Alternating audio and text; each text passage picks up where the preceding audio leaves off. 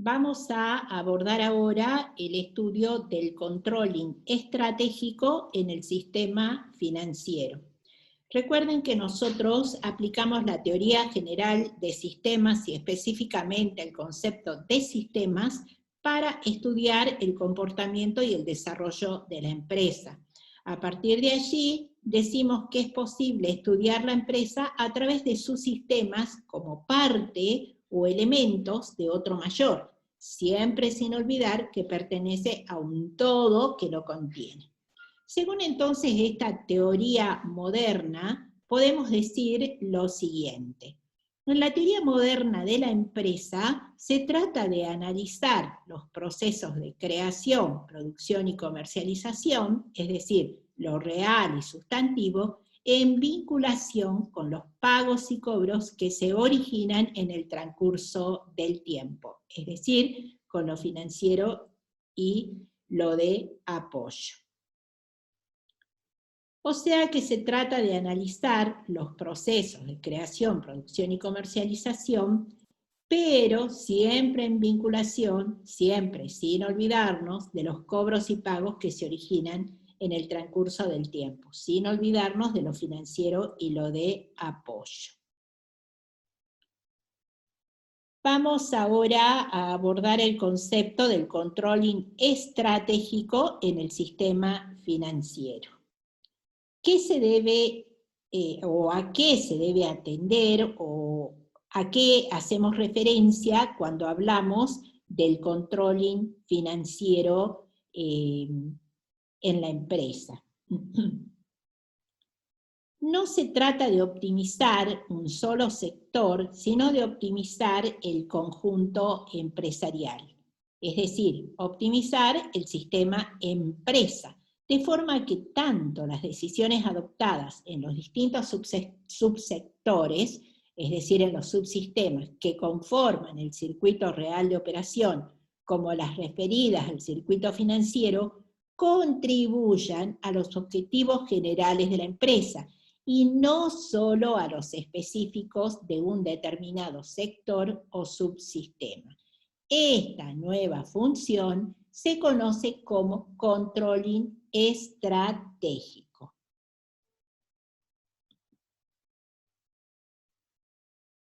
¿Quién es el encargado del controlling estratégico en la empresa?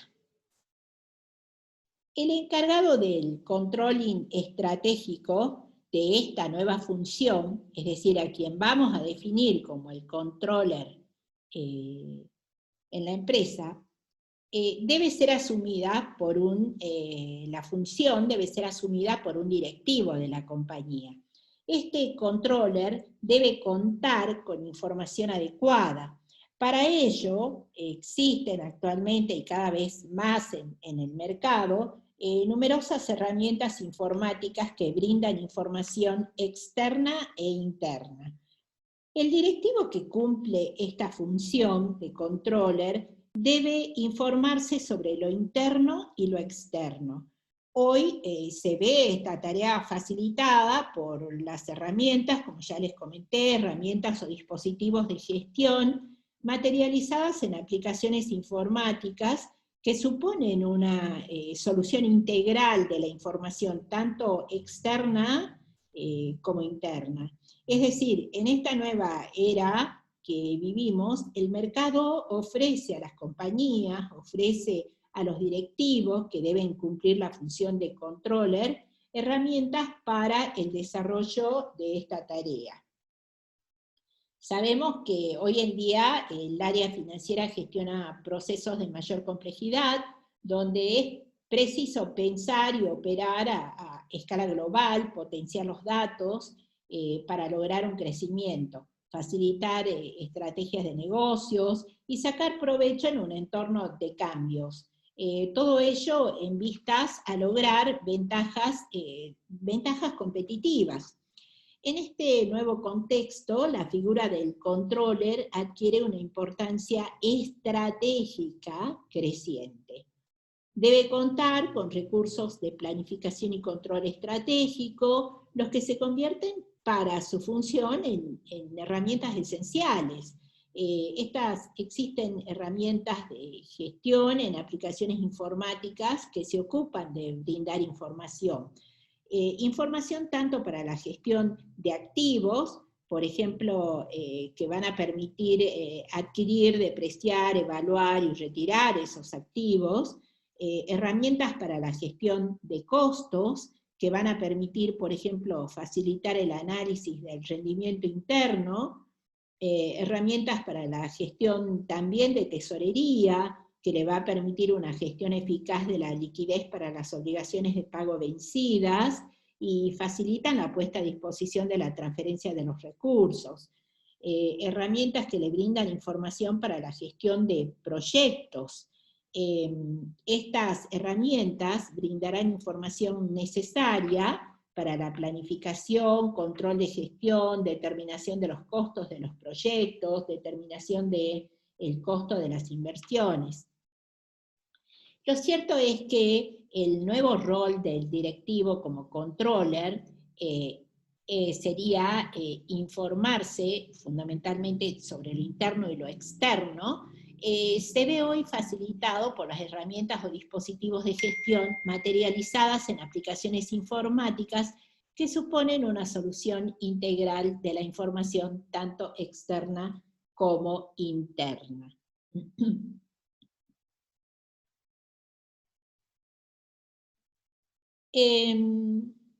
Si tenemos en cuenta la teoría moderna del controlling que acabamos de mencionar, debemos citar también que aquel concepto de control desde un punto de vista de un enfoque tradicional ha sido bastante atacado, ha sido cuestionado porque el ambiente en el que se mueve la empresa ya no es estable, es todo lo contrario. Por lo tanto, esos planes deben ir adaptándose a los requerimientos que le exige el entorno. Podemos decir entonces de que la idea de que las empresas bien gestionadas deben avanzar en consonancia con unos planes precisos y detallados ha sido atacada desde diferentes frentes. Anteriormente, cuando se iniciaba un proyecto, se formulaban los planes y se los llevaba a la práctica, se los llevaba a la realidad. Pero el ambiente era un ambiente estable, por lo tanto, la brecha que existía entre la formulación de los planes y la implantación, es decir, cuando lo llevábamos a la realidad, la brecha no era grande, no había grandes variaciones ni fluctuaciones en el mercado. Por lo tanto, tampoco había diferencias entre los resultados del control, la realidad y los planes. Por ello, podemos decir que el control se limitaba a comparar el nivel de desempeño actual con los objetivos preestablecidos, y este enfoque se puede considerar apropiado para entornos estables y que sean relativamente sencillos, lo que no es nuestra realidad actual. Por el contrario, actualmente existe una brecha muy grande entre la formulación de los planes y la implantación. Por lo tanto, es decir, esta creciente complejidad y turbulencia de los mercados, como así también la globalización, ha generado que esta brecha entre la formulación de los planes y la implantación de los mismos, es decir, la realidad, sea sumamente más grande. ¿Sí? Yo les estoy mostrando para ejemplificar en este momento. ¿Por qué? Simplemente porque hay más turbulencias en el mercado. Ello me obliga a revisar y actualizar permanentemente mis planes para adecuar esos planes a la realidad, para trabajar con un enfoque estratégico.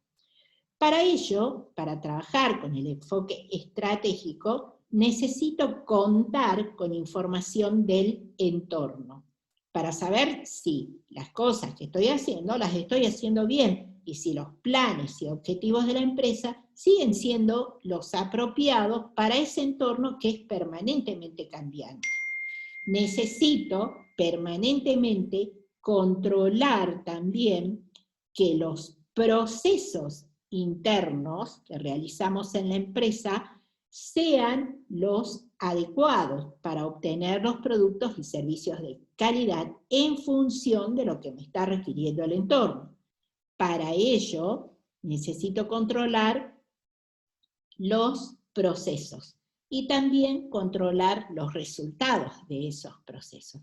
Pero no solo controlar los procesos y sus resultados, sino también analizar, estudiar a los realizadores de esos procesos, que justamente estamos hablando de la gestión del recurso humano o del recurso humano en sí mismo. El objetivo es llegar a hacer las cosas bien tal como lo exige el mercado.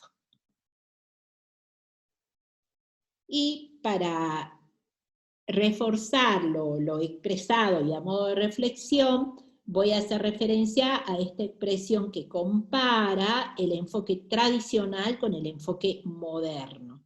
En el enfoque tradicional hablamos de un empleado 40+0, que es el empleado apresurado, que durante las 40 horas de trabajo semanales procura mantenerse al día en sus tareas.